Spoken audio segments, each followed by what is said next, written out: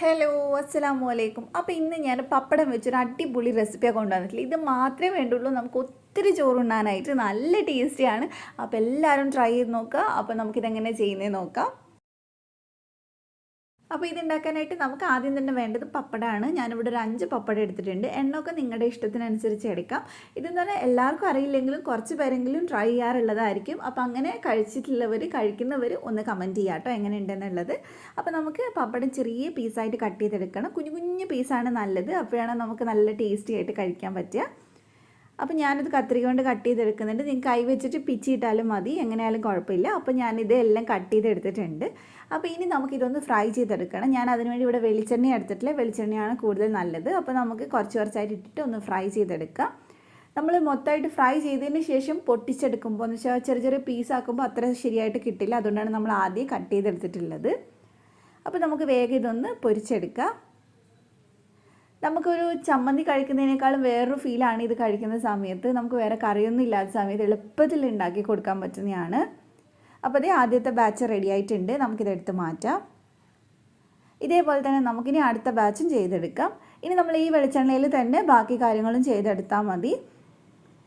അപ്പോൾ അതേ ഈ ഒരു ബാച്ചും കൂടി നമുക്ക് നന്നായിട്ടൊന്ന് ഫ്രൈ ചെയ്തെടുക്കാം. ഒരുപാട് കരിഞ്ഞു പോരുത്, നന്നായിട്ടൊന്ന് പൊരിഞ്ഞ് കിട്ടിയാൽ മതി. അപ്പോൾ അതേ ഇതും നമ്മൾ ചെയ്തെടുത്തിട്ടുണ്ട്. ഇനി നമുക്ക് ഇതിൻ്റെ ബാക്കി പണി ചെയ്യാം. അപ്പോൾ ഞാൻ ഇവിടെ ഒരു തവ എടുത്തിട്ടുണ്ട്, ഒരു ഫ്രൈ പാൻ എടുത്തിട്ടുണ്ട്.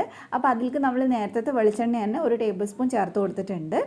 അതിലേക്ക് കുറച്ച് കറിവേപ്പില, അതുപോലെ തന്നെ ഒരു 2 വറ്റൽമുളക് ചേർത്തിട്ടുണ്ട്. എന്നിട്ട് നന്നായിട്ടൊന്ന് മൂപ്പിച്ചെടുക്കുക.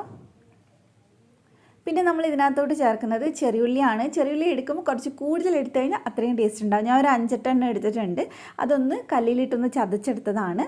അതിൻ്റെ കൂടെ തന്നെ ഒരു 5-6 വെളുത്തുള്ളിയും ചതച്ചെടുത്തിട്ട് ചേർത്തിട്ടുണ്ട്. മിക്സിയിലിട്ട് ക്രഷ് ചെയ്യേണ്ട, കുത്തിയെടുത്താൽ മതി. അപ്പോൾ ഇനി ചെറുതായിട്ട് ഇതിൻ്റെ ആ ഒരു പച്ചമണം മാറുന്ന വരെ നമുക്കൊന്ന് വഴറ്റിയെടുക്കാം. നല്ലൊരു മണമാണ് ഈ ചെറിയുള്ളിയും അതുപോലെ തന്നെ വെളുത്തുള്ളിയൊക്കെ ഇട്ട് ഇത് ഫ്രൈ ചെയ്ത് ഇങ്ങനെ ചെയ്യുന്നുണ്ട്.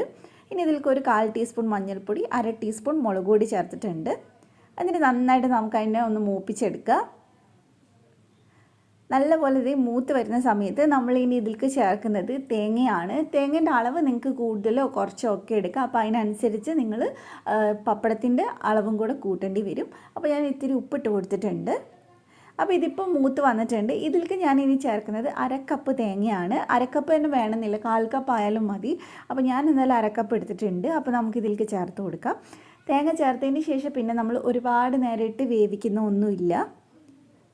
അപ്പോൾ നമ്മൾ ഇനി നന്നായിട്ട് ഇതൊന്ന് മിക്സ് ചെയ്തെടുക്കുകയാണ്.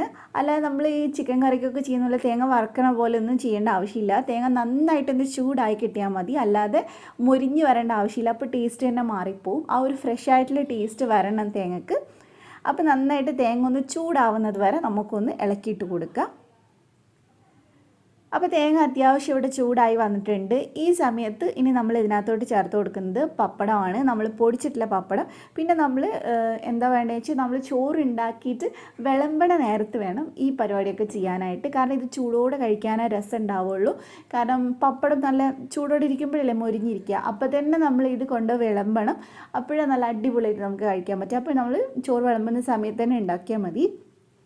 അപ്പോൾ പപ്പടം ചേർത്തിട്ട് ഒന്ന് ജസ്റ്റ് ഒന്ന് മിക്സ് ചെയ്യുക, അല്ലാതെ പൊടിച്ചെടുക്കരുത്. എല്ലാവരുടെയും തേങ്ങയും പപ്പടം നന്നായിട്ടൊന്ന് മിക്സ് ആയി കിട്ടിയാൽ മതി. അപ്പോൾ ഇത്രയേ ഉള്ളൂ, വളരെ സിമ്പിളായിട്ടുള്ളൊരു റെസിപ്പിയാണ്. അപ്പോൾ എല്ലാവരും ട്രൈ ചെയ്ത് നോക്കുക. ചോറിന് ഇത് മാത്രം മതി നമുക്ക് കഴിക്കാനായിട്ട്. അപ്പോൾ നിങ്ങൾക്ക് വീഡിയോ ഇഷ്ടമായിട്ടുണ്ടെങ്കിൽ ഒന്ന് ലൈക്ക് ചെയ്യുക, ഷെയർ ചെയ്യുക. അതുപോലെ തന്നെ ചാനൽ സബ്സ്ക്രൈബ് ചെയ്യാത്തവരുണ്ടെങ്കിൽ ഒന്ന് സബ്സ്ക്രൈബ് ചെയ്യുക. തൊട്ടടുത്തുള്ള ബെല്ല് ക്ലിക്ക് ചെയ്തിട്ട് ഓളും കൂടെ ക്ലിക്ക് ചെയ്യുക. എന്നാൽ മാത്രമേ ഞാൻ വീഡിയോസ് ഇടുമ്പോൾ നോട്ടിഫിക്കേഷൻ വരുള്ളൂ. അപ്പോൾ മറ്റൊരു അടിപൊളി വീഡിയോ ആയിട്ട് നമുക്ക് വീണ്ടും കാണാം ഇൻഷാ അല്ലാഹ്. Thank you for watching.